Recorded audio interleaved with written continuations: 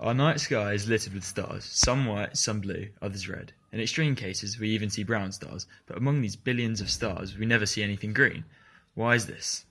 To find the answer to this question, we must first ask, why do stars give off light?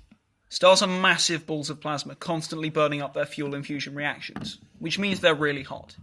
Actually, they're hotter than that. Imagine an uncomfortably hot day.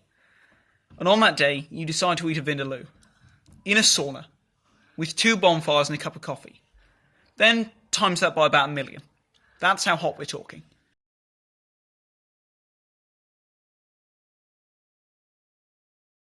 Hot things, simply by way of being hot, give off light, which is something we can prove by experiment. Light bulbs work by superheating a tungsten wire to give off light. Here we can see the light given off by the wire change from red to orange to yellow to bright white. We can see why this works by looking at a wave model of light. As our metal gets hotter, it gives off light with decreasing wavelength. This changes the colour of the light given off, ranging from red to purple as it gets hotter. But on this diagram, we can see green in the middle, right here. So why do we never see things burn green hot? Well, as it turns out, this model isn't the whole story.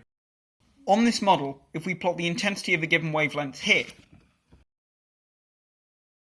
and the wavelength here, with a little block of visible light in the middle, we can plot the kind of light a really hot star gives off, where the peak of the emitted light isn't just in violet, but in ultraviolet.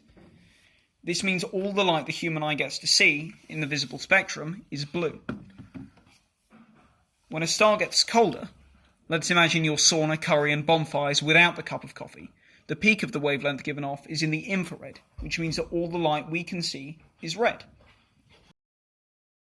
Fine, but what if we put the peak of this at green? Well, if we do that, then our star gives off light through the entire spectrum, and when you combine all these colours together, you don't end up with green, but the bright white we saw from the bulb earlier.